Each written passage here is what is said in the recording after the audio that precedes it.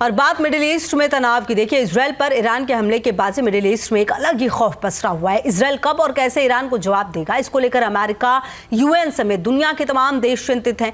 Israel ने अभी तक कोई एक्शन नहीं लिया, लेकिन लेबनान से लेकर सीरिया तक इजराइल के बम तबाही मचा रहे हैं। लेकिन ईरान से कतर के हवाई मार्ग में एक ऐसी तस्वीर सामने आई जो ये बताने के लिए काफी है इजराइल का डर कितना बड़ा है। आपको पूरी रिपोर्ट दिखा देते हैं।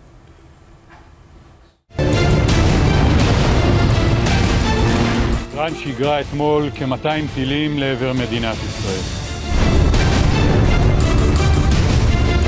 נחזיר את תושבינו בצפון, נבטיח את נצח ישראל.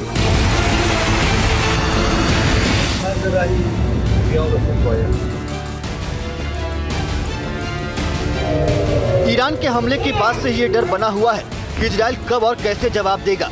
इजराइल का पलटवार कितना भयानक होता है, पिछले 75 साल में मिडिल ईस्ट के बदले हुए नक्शे को देखकर अंदाजा लगाया जा सकता है। दुश्मन के हर वॉर का करारा जवाब देना इजराइल की पॉलिसी रही है। इजराइल हमले को ना तो भूलता है और ना ही दुश्मनों को माफ करता है। ईरान भी इजराइल के इस तेवर से भली भांति परिचित है। यही वजह है जब ईरान के राष्ट्रपति ने तेहरान से दोहा के लिए उड़ान भरी तो उनके साथ 3 फाइटर प्लेन भी साथ उड़े। दोहा में जब तक राष्ट्रपति महमूद पेजेशकियान का विमान लैंड नहीं कर गया, ईरान में डर का ही माहौल रहा। ईरानी जर्नलिस्ट ने हवाई यात्रा के दौरान संभावित खतरे को लेकर राष्ट्रपति से सवाल किया तो उन्होंने हंसते हुए कहा,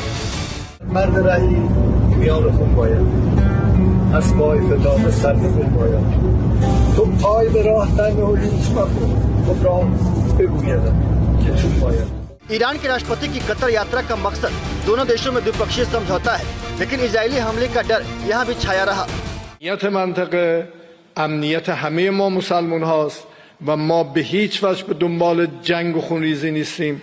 از موقعی که بنده به عنوان رئیس جمهور انتخاب شدم در تمام صحبت ها تلاشم بر این بوده که ईरान पर इजरायली हमले का डर हर वक्त बढ़ता ही जा रहा है। टाइम्स ऑफ इजराइल ने दावा किया है कि आईडीएफ ने हमले का फुल प्रूफ प्लान बना लिया है। सरकार से भी इसकी मंजूरी मिल चुकी है।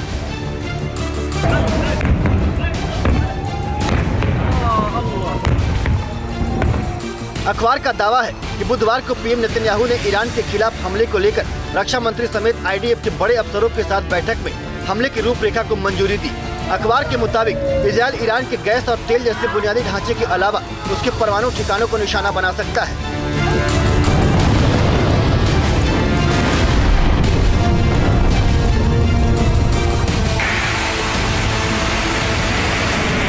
יש לנו יכולות להגיע ולתקוף בכל נקודה ונקודה במזרח התיכון. ומי מהאויבים שלנו שלא הבין זאת עד עכשיו, יבין זאת בקרוב. ערב החג צה"ל נלחם ותוקף בכל הזירות. חיילי צה"ל יציינו את החג בעזה, בלבנון, ביהודה ושומרון ובכל הגבולות, בכוחות מתוגברים ובכוננות. इजराइल इस समय अपना नव वर्ष मना रहा है। 2 अक्टूबर को सूरज ढलने के बाद यहूदी नव वर्ष रोश हशनाह का जश्न शुरू हुआ। ईरान पर तुरंत कार्रवाई न करने के पीछे यहूदियों के इस अहम त्योहार को भी माना जा रहा है। दावा किया जा रहा है 4 अक्टूबर को सूर्यास्त के साथ रोश हशनाह के खत्म होते ही इजराइल ईरान के अहम ठिकानों पर धावा बोल सकता है। אני מבקש לשלוח תנחומים מעומק ליבי למשפחות גיבורינו שנפלו היום בלבנון. השם ייקום דמם, יהי זכרם ברוך.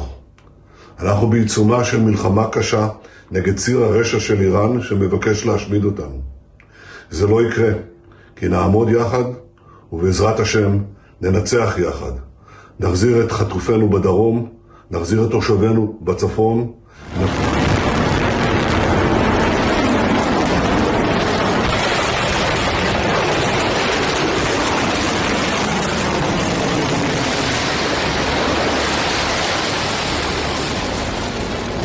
मिसाइल पर सेट किया गया था।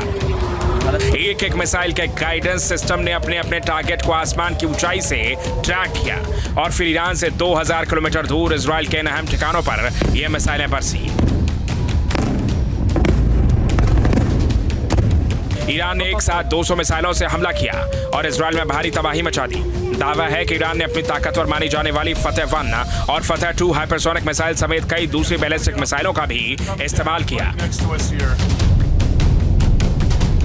जिनके आगे इजराइल के एयर डिफेंस सिस्टम फेल हो गए और ईरानी मिसाइलों के हमले से इजराइल के शहर दहल गए। मगर सवाल यह भी उठ रहा है कि ईरान की जो भी मिसाइल इजराइल के अहम 5 ठिकानों को टारगेट बनाकर दागी गई है, वो कुछ ही दूरी पर जाकर फटी है। तो क्या ईरान की मिसाइलें टारगेट से जानबूझकर चूकी या फिर इजराइल ने पहले ही मार गिराया?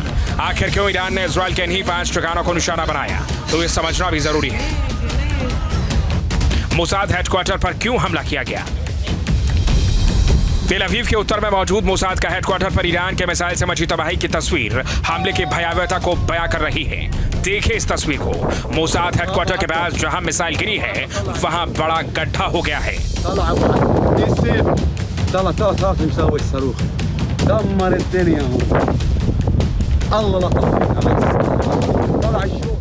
This is the impact site for one of those Iranian ballistic missiles, and if you see the size of this crater, that's about 30 feet deep and maybe 50 feet wide. You can see all the debris around here, and to give you a sense of the targets for these strikes, that white building back there about 1,500 feet behind me is the headquarters of the spy agency, the Mossad. Mossad headquarter पर हुए missile हमले को इस map के जरिए भी समझा जा सकता है। देखिए मिसाइल जहां गिरी है, वहां से एक तरफ 400 मीटर की दूरी पर मोसाद का हेडक्वार्टर है, तो दूसरी तरफ 500 मीटर की दूरी पर आईडीएफ का एडमिनिस्ट्रेशन कैंप है। मोसाद हेडक्वार्टर पर ईरान ने इसलिए हमला किया क्योंकि तेहरान में घुसकर हमास लीडर इस्माइल हानिया और लेबनान में हिजबुल्लाह चीफ नसरुल्लाह की मौत के लिए ईरान मोसाद को जिम्मेदार मानता है। मोसाद के ही पेजर और वॉकी टॉकी ब्लास्ट में ईरानी सेना के कई कमांडर भी मारे गए थे, इसलिए मोसाद हेडक्वार्टर पर हमला करके ईरान ने इसका बदला लिया है। हालांकि मिसाइल कुछ ही दूर गिरने से ईरान का मंसूबा कामयाब नहीं हो पाया। ईरान की मिसाइलों का दूसरा टारगेट रहा इजराइल का नेवातिम बेस। ईरान ने इस बेस पर इसलिए मिसाइल दागी क्योंकि यहां इजराइल के सबसे घातक फाइटर जेट F-35 तैनात हैं। अल नकाब के रेगिस्तान में मौजूद इस बेस से इजराइल F-35 फाइटर जेट के जरिए पूरे मिडिल ईस्ट में कहीं भी कोहराम मचा सकता है।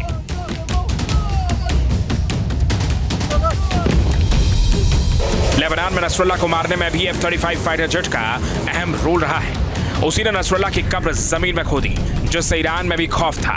इसलिए माना जा रहा है कि ईरान ने नेवातिम बेस पर मौजूद F-35 को तबाह करने के लिए मिसाइल से हमला किया। और F-35 को मिसाइल से तबाह करके ईरान इजराइल ही नहीं बल्कि अमेरिका को भी अपनी ताकत दिखाना चाहता था, लेकिन ईरानी मिसाइलों को हवा में ही इजराइल ने मार गिराया।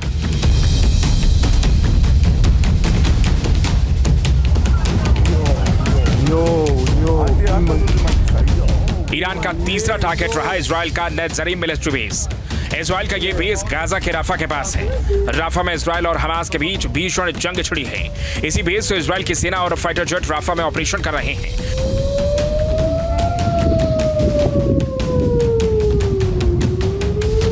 माना जा रहा है कि नेत्जरीम बेस पर ईरान के मिसाइल हमले का मकसद इजराइल से राफा में भीषण हमले का बदला लेना है और ये संदेश देना है कि ईरान हमास के साथ खड़ा है। इजराइल को मिसाइलों से तबाह कर सकता है। ईरान का चौथा टारगेट रहा तेल अवीव के पास तेल नौफ बेस। यहां आईडीएफ के इंटेलिजेंस यूनिट और एयरफोर्स का बेस है। तेल नौफ बेस पर इजराइल के F-16 फाइटर जेट और F-15 फाइटर जेट मौजूद रहते हैं। यहीं से आईडीएफ को सारी खुफिया जानकारी मिलती है और फिर आईडीएफ ऑपरेशन करती है। यही वजह है कि ईरान ने तेल नौफ बेस को निशाना बनाकर मिसाइल दागी ताकि सेंट्रल इजराइल को भी दहलाया जा सके।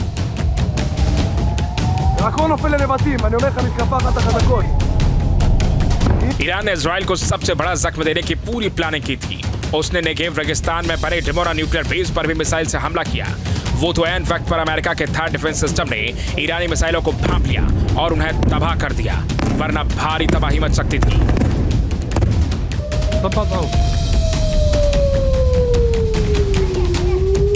ईरान के निशाने पर शुरू से ही इजराइल का परमाणु ठिकाना रहा है।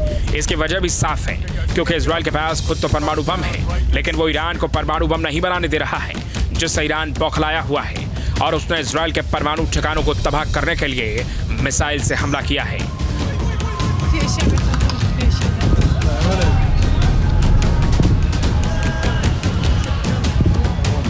मतलब साफ है, ईरान ने चुन चुनकर इजराइल के उन 5 ठिकानों को निशाना बनाया है जो उसके लिए मुसीबत खड़ी कर रहे हैं, क्योंकि इजराइल के यही 5 ठिकाने मिडिल ईस्ट में उसकी ताकत का परचम लहराते हैं और ईरान जिनसे हर वक्त खौफ में रहता है।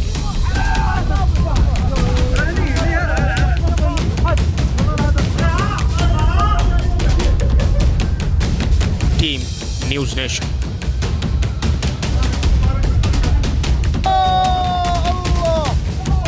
न्यूज नेशन अब व्हाट्सएप पर खबरों के ताजा अपडेट के लिए न्यूज नेशन के इस QR कोड को स्कैन करें।